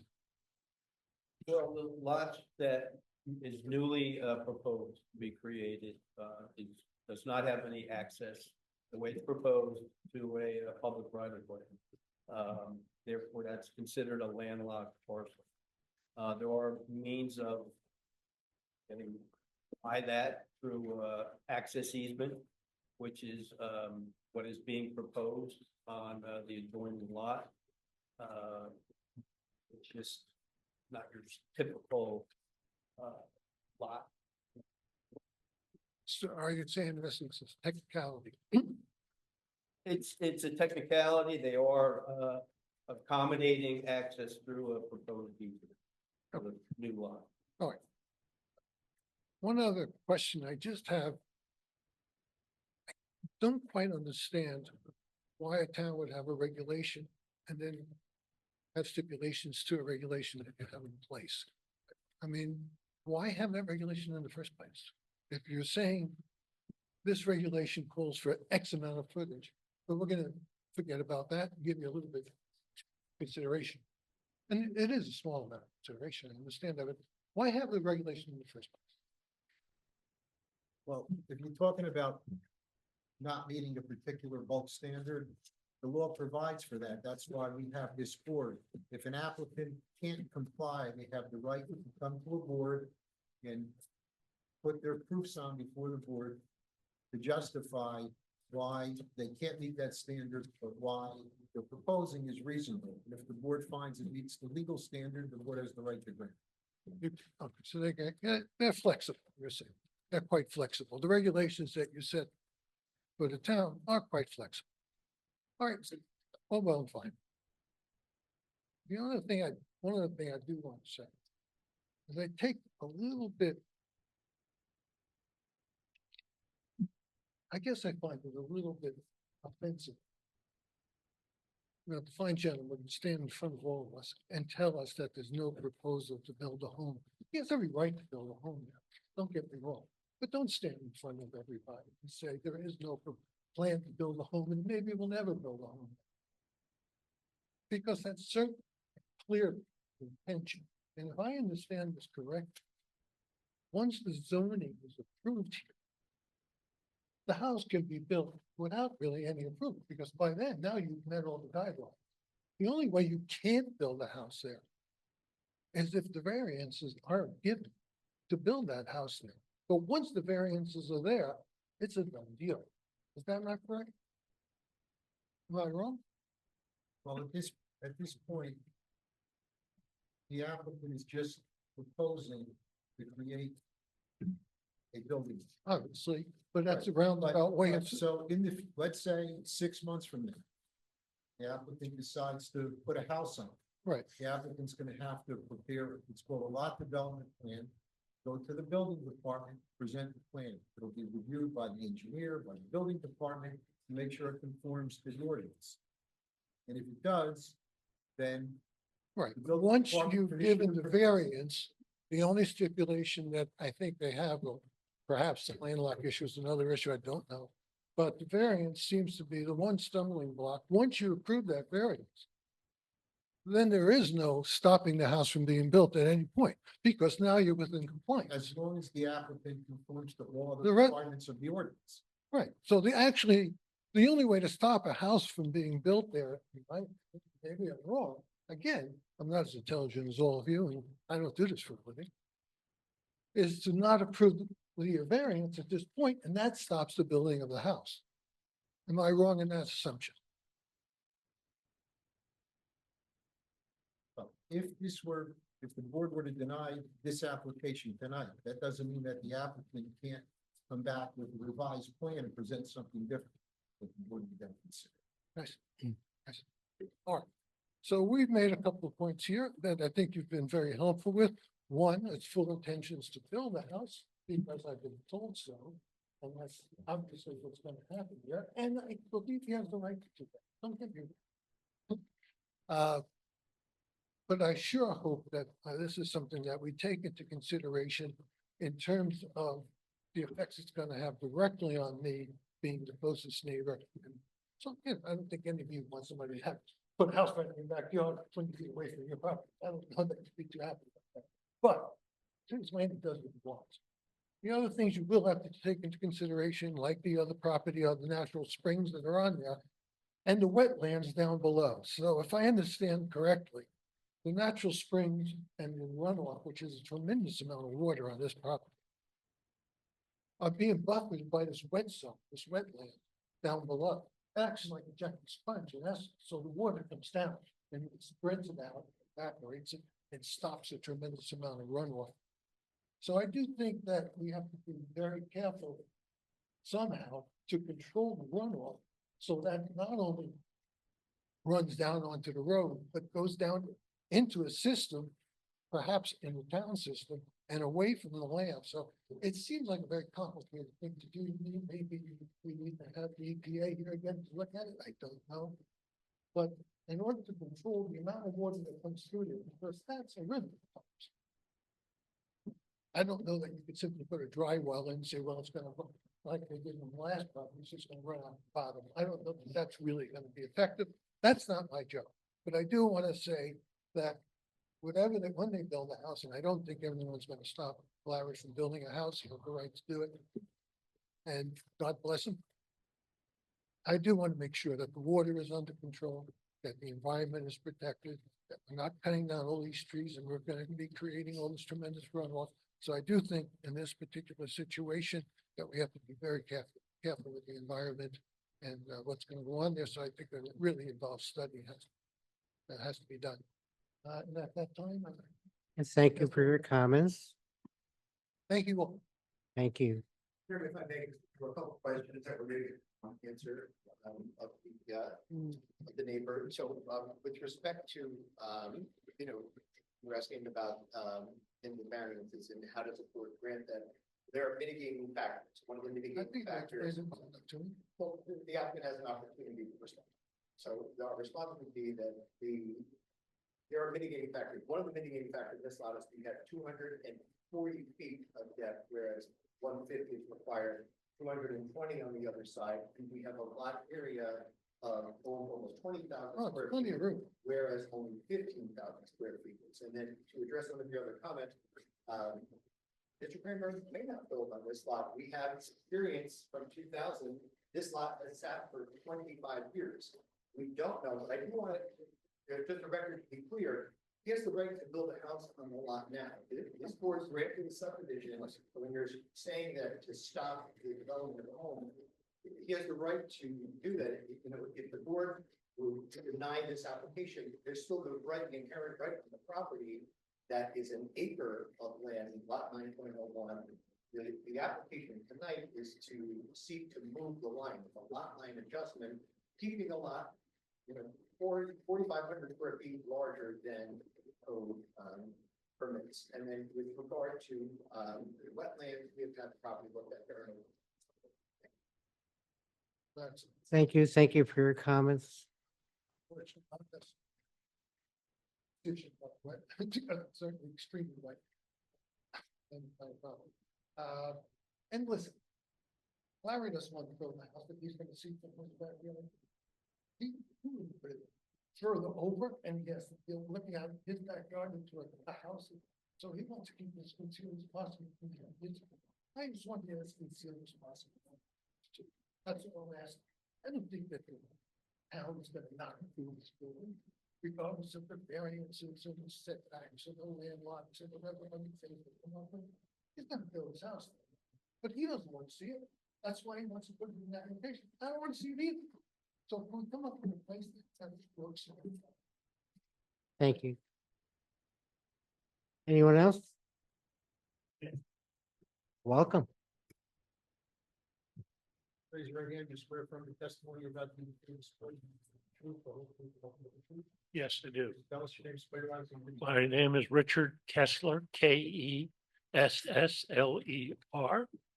I reside at 59 Jacobus Avenue. I originally came to this meeting to question why. Why this minor subdivision application? The applicant has spent a good deal of money preparing the plans, doing the survey, putting it all together. And like most developers, in my experience, from 40 years as a professional engineer, most developers don't want to spend money they don't have to. But it's clear this is a lot that's buildable. But there are other requirements. Now, my neighbor just brought up a very important question about this lot and others in the area. If you examine the agricultural soil surveys, this area behind us that is undeveloped is listed as being in a zone with a seasonal high groundwater. Now, whether Mr. Lindsay's stormwater plan 25 years ago dealt with that or not, I don't know, but I really encourage this board to consider that. Furthermore, my neighbor has a really good point. Asking for a variance now, which is the applicant's right, and I understand that. But there are other issues about actually building on this property that require a variance, and I understand why Mr. Kramer would like to have the variance in terms of protection of his own property. But I'd like to suggest that this board consider seriously withholding ruling on this application for a variance until such point when someone comes in with an actual use and an actual siting of a house in accordance with the zoning on the map, on the property. I think that would be the most appropriate consideration of any variance the board chooses to approve. Thank you. Thank you, Mr. Vettery. Any comments on that? No, I mean, we're here on a application just for a minor subdivision, without, we don't have a home plan. Like I said, we don't have any home plans designed, don't know if a home will be designed. But, the application tonight is for a lot line adjustment, minor subdivision. Thank you. Anyone else want to come up and address the board? You'll be next. Karen Bennett. Oh, You swear affirm testimony that the this board is going to be truthful. I do. Tell us your name, spell your last name, and your address. Karen Bennett, Bennett, 6 Inwood Drive, Little Falls. We all got the letter about the variance proposal. I don't believe for one second that a home is not being planned to be built, so I understand what you're saying, but as my neighbor Tom said, he knows there's a home that's being planned. We have a petition from everybody on Inwood Drive not to pass this variance, and some folks on Hillcrest as well. And basically, we can leave a copy here, and it's saying getting the variance. Let me address that. Okay. So, Ms. Bennett, the board is not, what we can do is, if you have a petition. Yep. You can turn it in, just go in the board's file, but the board members can't look at it. Okay, Okay, anybody, you have to be here in person to be able to address the board. okay, we did not know that. We'll make sure when the house goes up, we'll figure it out. But anyway, addressing the water issue, that's my biggest issue. I'm at 6 Inwood Drive. I am the lowest point on Inwood Drive. When I bought the house 25 years ago, I had woods outside this huge window bolted to the ceiling. I was told no building could go on there because it was landlocked. Within a couple of years, approval came in and my backyard became a swamp. I've had to spend money to put French drains in. Every time it rains, my pool liner floats because of the high water table. The runoff is directly from the house that was built right outside my window.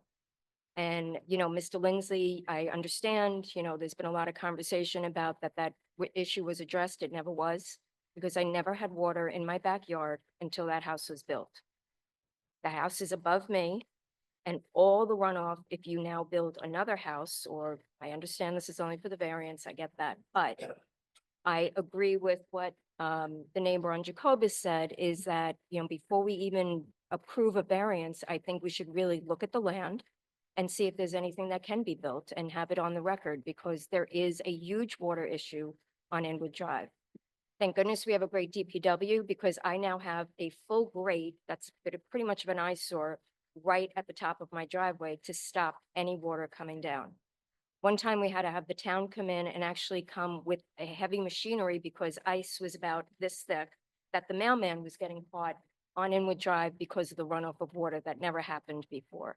So we do have a water table issue, we have wetlands issue, we have issue with all the wildlife that's out there, and we really don't want another house or more debris and construction going on Inwood Drive.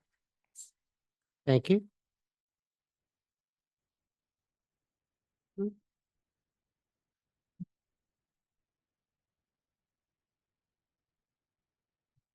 You swear or the testimony that you're about to give, this board is going to be the truthful testimony. I do. Tell us your name, spell your last name, and your address. Sure. My name is Daniel Fatzler. Last name is F like Frank, A-T-Z-A-R. And the address is 55 Jacobus Avenue.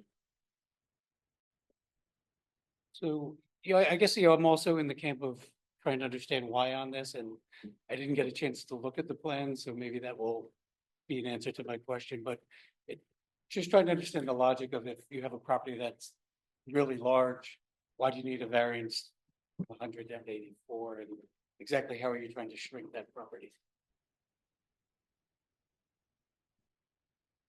Timing is good on this. Hi. So I just spoke to Mr. Kramer, and while we feel that it is de minimis, the variance, but he's willing to make the lot a full 100 feet, so we will have no variance on. Very well. Thank That's a lot.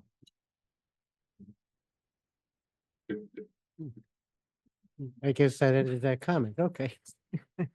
Anyone else wishing to address the board, please come forward. So Chairman, at this point, there's not going to be no variances concerning this application. That is correct, but I need to close the meeting to the public. May I have a motion to close the meeting to the public?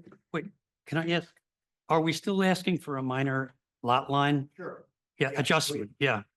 Okay, That's it. There is no other, you're only here for So, lot line adjustments. so we're seeking, now that we're changing the lot, what we're seeking is a minor subdivision of the property with 100 feet of lot width as opposed to the 84, but that we would not have any restrictions with regard to moving the house as per the 2000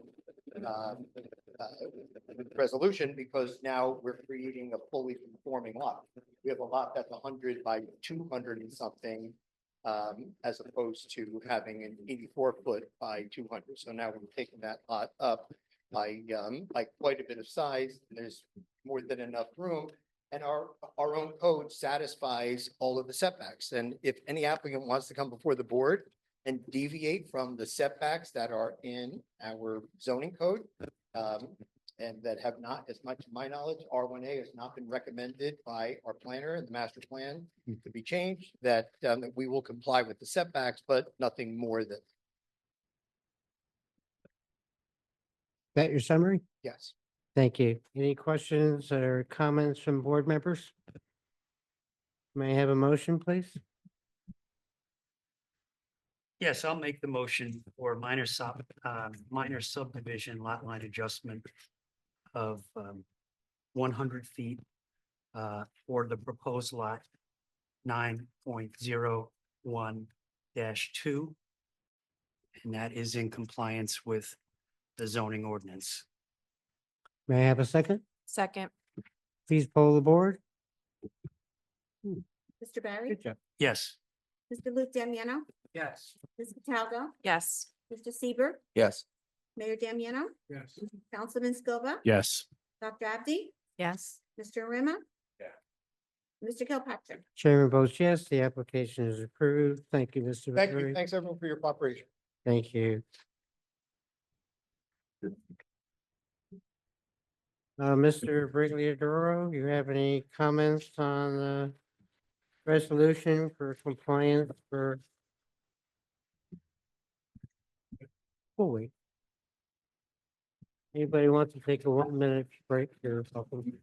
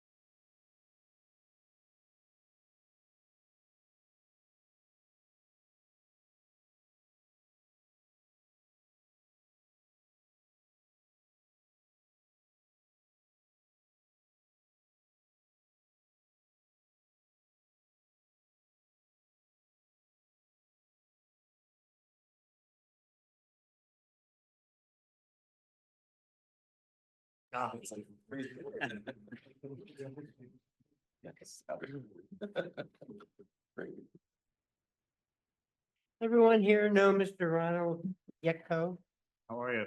in the audience? He lives on Morningside, and the back of his house backs up to what used to be formerly in 2000, lot 6 of this application. But this gentleman has come and defended us to the railroad when they came through and their very loud whistles and what have you. And how long were you president of the LFAC? Forever.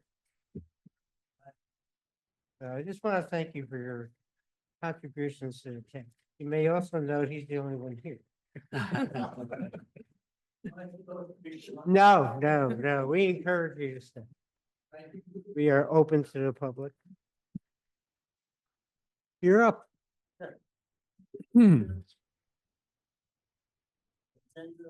Uh, just move the microphone closer.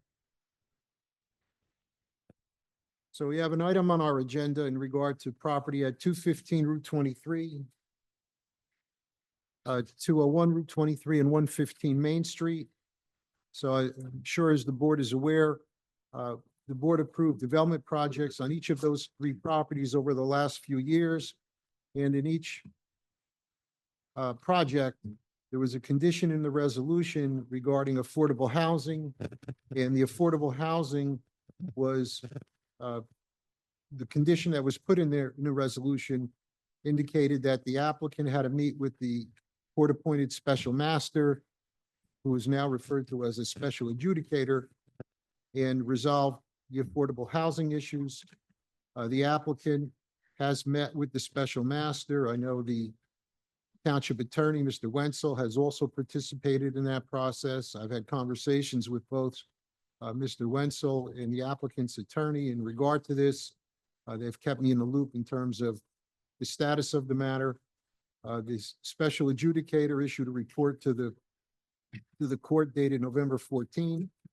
And as part of that recommendation, there was a recommendation that there be 10 affordable housing units, which would be constructed in 115 Main Street. And that was in view of its location in the downtown area with walkable access to shops, restaurants, train station, et cetera. And the special adjudicator found that the other properties on Route 23, 201 and 215 were remote locations and lacked walkable access.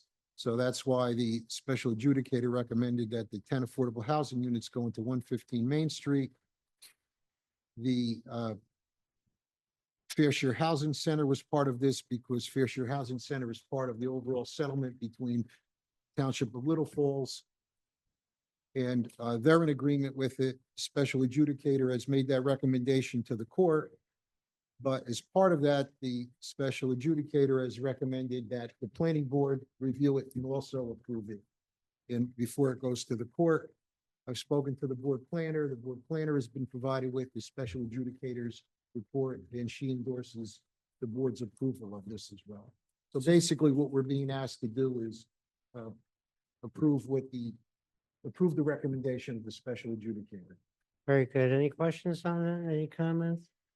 So to summarize, we're moving the required fair housing units all into the building. Is it 115 Main off the top of my head? Yep, 115. Okay.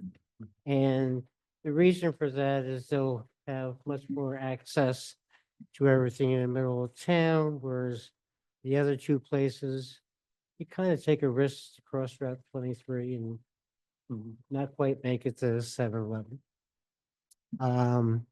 In addition, there's a contribution. Yes, there is a contribution to the Township's Affordable Housing Trust. $200,000. Wow.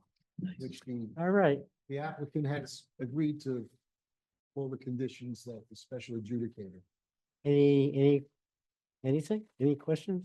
Any comments? Chairman, I have a question. Are there Sure. any other projects that this board has approved that have to go through this process yet? Or have we met the fair housing with all the other projects that have been approved?